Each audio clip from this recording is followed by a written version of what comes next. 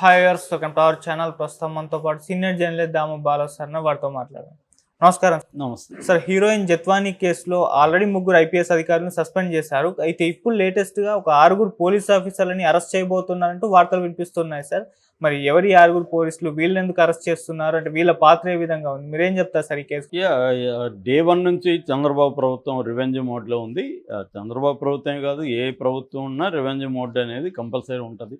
ఇక్కడ మనకి రేవంత్ రెడ్డి రివెంజ్ మోడ్లోనే ఉన్నాడు. వచ్చిన డే 1 నుంచి ఇతను కూడా అది కూలగొట్టడం, అదే ప్రగతి భవన్ కూలగొట్టడం దగ్గర నుంచి, తర్వాత ఫోన్ ట్యాపింగ్ కావచ్చు, తర్వాత వాటర్ ఇరిగేషన్ ప్రాజెక్ట్స్ సంబంధించిన ఎంక్వైరీలు కావచ్చు, విద్యుత్ కొనుగోలుకు సంబంధించిన ఒప్పందాల మీద ఎంక్వైరీ కావచ్చు, ఇలాగా మొత్తం ఆయన కూడా రివెంజ్ మోడ్లోనే ఉన్నాడు. అట్లాగే జగన్ కూడా 5 ఏళ్ళు కంప్లీట్ రివెంజ్ మోడ్లోనే ఉండి చివరికి చంద్రబాబును కూడా జైల్లో పెట్టించాడు.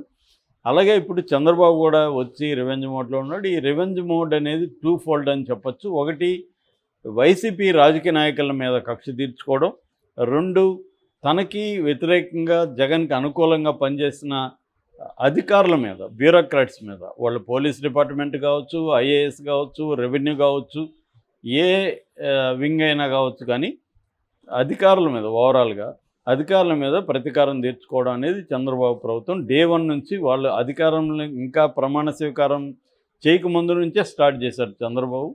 అలాగా కొంతమంది 16 మంది ఐపీఎస్ అధికారుల మీద టార్గెట్ చేసి వాళ్ళకి ఏ పోస్టింగ్లు ఇవ్వకుండా వాళ్ళని రోజు వచ్చి డీజీపీ ఆఫీసులో కూర్చోబెట్టి పొమ్మని చెప్తున్నారు. సో అలాంటి ఆఫీసర్లలో కొంతమంది, ఇంకా వాళ్ళ 16 మందిలో కూడా మళ్ళీ టాప్ లిస్ట్ ఒకటి ఉంది. ఆ లిస్టులో ఉన్నవాళ్ళు ఏం కేసులు ఉన్నాయి వీళ్ళని చూసినప్పుడు చంద్రబాబుకి జత్వానీ కేసు దొరికింది. అంటే జత్వానీ అనే ఒక ముంబై నటి, ఆమెకు సజ్జన్ జిందాల్, జేఎస్డబ్ల్యూ కంపెనీ, ఆ సజ్జన్ జిందాల్ కంపెనీ చైర్మన్ సజ్జన్ జిందాల్, వాళ్ళది multi billion business, multi national company అది. అంటే అనేక దేశాల్లో కూడా కంపెనీ ఉంది. దాని చైర్మన్కి ఈమెకి మరి వాళ్ళిద్దరు కూడా ఏందో తెలియదు, కానీ బాంద్రా కొర్లా కాంప్లెక్స్ పోలీస్ స్టేషన్లో ఈమె ఆయన మీద కేసు పెట్టింది. ఆ కేసు నుంచి ఆయన బయటపడడానికి, ఆయనకి బాంబేలో ఇన్ఫ్లుయెన్స్ లేదా లేకపోతే ఢిల్లీలో ఇన్ఫ్లుయెన్స్ లేదా తెలియదు, కానీ ఆయన జగన్ హెల్ప్ అడిగాడని, జగన్ దాన్ని సజ్జలకు అప్పగించాడని, సజ్జల కుక్కల విద్యాసాగర్ అనే ఒక అతన్ని పట్టుకున్నాడని, కుక్కల విద్యాసాగర్ గతంలో వైసీపీ నుంచి ఎమ్మెల్యేగా పోటీ చేసి ఓడిపోయాడు. అట్లాగే వాళ్ళ నాన్న నాగేశ్వరరావు అనుకుంటా, ఆయన జడ్పీ చైర్పర్సన్గా కూడా ఉన్నాడు కృష్ణా జిల్లా. సో ఆ కుక్కల విద్యాసాగర్కి మళ్ళీ ఆమెకి మధ్య ఇంకొక స్టోరీ ఉంది. కుక్కల విద్యాసాగర్ అనేక వ్యాపారాలు ఉన్న మనిషి, తనకు పోర్టుకు సంబంధించిన వ్యాపారాలు కూడా ఉన్నాయి. సో ఆయన ఒక హైదరాబాద్లో ఒక పార్టీలో ఈ అమ్మాయికి పరిచయం అని, వీళ్ళిద్దరి మధ్య అఫైర్ ఏర్పడింది. దాని తర్వాత ఈమె అతన్ని బ్లాక్మెయిల్ చేసి అనేక డబ్బులు లాగింది. చివరికి వాళ్ళ భార్య కూడా అతనికి విడాకులు ఇచ్చే పరిస్థితి వెళ్ళింది. అతను ఈ మీద కోపంగా ఉన్నాడు కాబట్టి సజ్జల ఇతను పట్టుకుంటే ఇతను ఆ అమ్మాయి మీద కేసు పెట్టాడని. సో కేసు పెట్టినప్పుడు వీళ్ళు కొంతమంది పోలీస్ ఆఫీసర్లు అతి చొరవ చూపించి, డబ్బులు కూడా లెక్కలు కూడా చూపించకుండా ఇంటెలిజెన్స్ ఆఫీసర్ సహాయంతో, ఇంటెలిజెన్స్ వచ్చి పిఎస్ఆర్ ఆంజనేయులు ఎస్ఐబి చీఫ్, అప్పుడు ఎస్ఐబికి డైరెక్టర్ జనరల్. ఎస్ఐబి అంటే స్పెషల్ బ్రాంచ్ అనమాట. సో స్పెషల్ ఇంటెలిజెన్స్ బ్రాంచ్ని ఎస్ఐబి అంటారు. సో ఈ ఎస్ఐబి చీఫ్గా ఉన్న, మామూలుగా ఎస్ఐబికి ఏంటంటే వాళ్ళకి అకౌంట్స్ చూపించాల్సిన అవసరం లేదు, ఎంత డబ్బులన్నా ఖర్చు పెట్టుకోవచ్చు. అంటే వాళ్ళు బేసిక్గా యాంటీ నక్సలైట్ స్క్వాడ్గా అది పుట్టిందే యాంటీ నక్సలైట్ ఇంటెలిజెన్స్ వింగ్గా పుట్టింది. వ్యాస్ ఉన్నప్పుడు 2 రకాల డిపార్ట్మెంట్లు క్రియేట్ చేశాడు. ఒకటి ఫీల్డ్లో పనిచేసే Greyhounds, 2 SIB intelligence network. So అప్పటి నుంచి ఎస్ఐబి వస్తుంది. జనరల్గా ఎస్ఐబిని ఇప్పుడు ప్రత్యర్థుల మీద ఎక్కువ ఉపయోగించుకుంటున్నారు. ఇక్కడ కూడా ఫోన్ ట్యాపింగ్ చేసింది ఎవరు? ఎస్ఐబి వాళ్ళే కదా. ప్రణీతరావు కావచ్చు, ప్రభాకర్ రావు, వీళ్ళందరూ ఎస్ఐబి వాళ్ళే. అట్లాగే అక్కడ కూడా గతంలో ఆయన వెంకటేశ్వరరావు కావచ్చు, వెంకటేశ్వరరావు కూడా ఎస్ఐబి చీఫ్గా ఉన్నప్పుడు జగన్కి వ్యతిరేకంగా ఎమ్మెల్యేలని బెదిరించి, ఎమ్మెల్యేలు ఫోన్ ట్యాపులు చేసి వాళ్ళని బెదిరించి తెలుగుదేశంలో చేర్పించడంలో వెంకటేశ్వరరావు పాత్ర కీలకంగా అని వైసీపీ ఆరోపిస్తుంది. అట్లాగే వైసీపీ ప్రభుత్వంలో ఏఎస్ఆర్ ఆంజనేయులు ఇదే పనులు చేశాడనేది చంద్రబాబుకున్న ఇన్ఫర్మేషన్. అందుకని ఆయన్ని టార్గెట్ చేయాలనుకున్నాడు. ఈ కేసులో ఆయన దొరికాడు. సో వీళ్ళ అభియోగం ప్రకారం పిఎస్ఆర్ ఆంజనేయుల ఆధ్వర్యంలో ఒక టీము ముంబై వెళ్ళింది, ఈ అమ్మాయిని పట్టుకొని వచ్చింది. వీళ్ళ నాన్న నరేంద్ర కుమార్, వీళ్ళమ్మ ఆశా జిత్వాని, వీళ్ళిద్దరిని కూడా పట్టుకొచ్చి వాళ్ళ ముగ్గురిని ఇక్కడ కేసు పెట్టారు.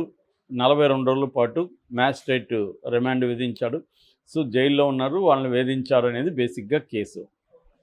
సో ఇప్పుడు ఈ కేసులో ఆల్రెడీ కుక్కల విద్యాసాగర్ని డెహ్రాడూన్ పారిపోతే అక్కడి నుంచి పట్టుకొచ్చారు. అతను A1, అతను ఆల్రెడీ జైల్లో ఉన్నారు. ఇప్పుడు అతన్ని కస్టడీకి కూడా అడుగుతున్నారు. ఇప్పుడు ఈ కేసులో ఆల్రెడీ తనని అరెస్ట్ చేస్తారేమో అని విశాల్ గున్ని, క్రాంతి రాణా వీళ్ళు కోర్టులో ముందస్తు బెయిల్కి కూడా ట్రై చేస్తున్నారు. ఇప్పుడు ఈ కుక్కల విద్యాసాగర్ రిమాండ్ రిపోర్ట్లో సంచలన విషయాలు బయటకు వచ్చాయి. అందులో ఏంటంటే మిగతా వాళ్ళని కూడా చేర్చారు ఈ పోలీస్ ఆఫీసర్ని. A1గా కుక్కల విద్యాసాగర్ ఉంటే A2గా పిఎస్ఆర్ ఆంజనేయులు IPS, A3గా క్రాంతి రాణా టాటా గతంలో విజయవాడ కమిషనర్ ఆఫ్ పోలీస్ ఆయన IPS ఆయన్ని చేర్చారు. అట్లాగే A4గా వెస్ట్ జోన్ ACP హనుమంతరావు ఆయన్ని చేర్చారు. A5గా CI సత్యనారాయణ చేర్చారు. A6గా విశాల్ గున్ని, ఈయన కూడా IPS. అంటే 3 IPS ఆఫీసర్లు ఈ కేసులో ఉన్నారు. మొత్తం 5 మంది పోలీస్ ఆఫీసర్లు, అందులో 3 IPS ఆఫీసర్లు. వీళ్ళ పేర్లు 5 మంది పేర్లు చేర్చడం ద్వారా వీళ్ళని కూడా ఇప్పుడు అరెస్ట్ చేయబోతున్నారు అనేది తెలుస్తుంది. ఇది సంచలనం అని చెప్పాలి. ఇక్కడ మనకి చూసాము, ఇక్కడ ఒక ప్రభాకర్ రావు తప్ప చాలామంది IPS వాళ్ళందరినీ ఇక్కడ అరెస్ట్ చేశారు. ఇదే పని రేవంత్ రెడ్డి గురువుగా ఉన్న చంద్రబాబు కూడా అక్కడ ఉన్న పోలీస్ ఆఫీసర్ని అరెస్ట్ చేసే కార్యక్రమాలు మొదలుపెట్టారు. అందులో ఇది ఒక కేసు. రెండవ కేసు ఏమో మన త్రిపులార్ రఘురామకృష్ణరాజు, ఆయన CID వాళ్ళ మీద సునీల్ కుమార్ కావచ్చు, ఇంకొక కొంత జయగోపాల్ ఎవరో ఉన్నారు, వాళ్ళ మీద ఆయన కేసు పెట్టాడు. వాళ్ళని కూడా అరెస్ట్ చేసే అవకాశం ఉంది. అంటే ఇది ఒక కొత్త సంప్రదాయంగా అనుకోవచ్చు మనం. గతంలో జగన్ ఇలాంటి పోలీస్ ఆఫీసర్లను అరెస్టులు చేయడం అనేది చేయలేదు. ఇక్కడ రేవంత్ రెడ్డి నేర్పించాడా చంద్రబాబుకు తెలియదు. కానీ చంద్రబాబు ఇప్పుడు పోలీస్ ఆఫీసర్ని అరెస్టులు చేసి జైలుకి పెట్టే కార్యక్రమానికి శ్రీకారం చుట్టినట్టుగా కనిపిస్తుంది. ఇందులో 2 విషయాలు ఉన్నాయి. ఒకటి, అధికారంలో ఉన్న పార్టీకి బానిసల్లాగా పనిచేయడం, వాళ్ళు చెప్పిన అక్రమాలన్నీ చేయడం అనేది బ్యూరోక్రాట్స్ చేయకూడదు. బ్యూరోక్రాట్స్ స్ట్రాంగ్గా ఉండాలి. నిన్న కూడా నేను CSR ప్రసాద్ ఎవరు ఆయన బుక్ రాస్తే చదువుతున్నా. ఆ బుక్లో ఆయన క్లియర్గా మన PV నరసింహారావు ఒకసారి 10 లక్షలు డబ్బులు ఇచ్చి ఇది పలానోళ్ళకి అది ఏమి ఇచ్చాడని కూడా చెప్పకుండా ఒక కవర్ ఇచ్చి దీన్ని పెట్టని వెళ్ళిపోయాడు. దాని తర్వాత దాంట్లో 3 ఆయనకి ఇవ్వు, 2 ఆయనకి ఇవ్వు, ఇలా ఫోన్ చేసి చెప్తున్నాడు. ఈయన పోయి కవర్ చేస్తే 10 లక్షల డబ్బులు ఉంది, ఇదేంది నాకు ఇచ్చాడే అని ఆయన షాక్ అయ్యాడు. ఆ తర్వాత ఆయన చెప్పేశారు, సార్ దయచేసి ఇక మీదట నాకు ఇట్లాంటి పని చేయొద్దండి, ఇవ్వద్దండి అని. ఆయన PV అన్నాడు, మామూలుగా ఎవరైనా అధికారులు అయితే ఇలాంటిది నాకు ఇస్తే ఆనందంగా నేను చేస్తానంటారు, నువ్వు ఇలా అంటున్నావు, సరే ఇక మీదట నీకు ఈయనలే అని ఆయన కూడా అన్నాడు. దీని నుంచి నేర్చుకోవాలి అధికారులు అక్రమంగా ఏ పని చెప్పినా కూడా మేము చేయము సార్ అని చెప్పేయాలి. అట్లా కాకుండా వాళ్ళు ఇంకొన్ని అక్రమాలు యాడ్ చేసుకొని వాళ్ళు చేస్తే రేపొద్దున రివెంజ్ మోడ్లోకి వస్తాయి ప్రభుత్వాలు.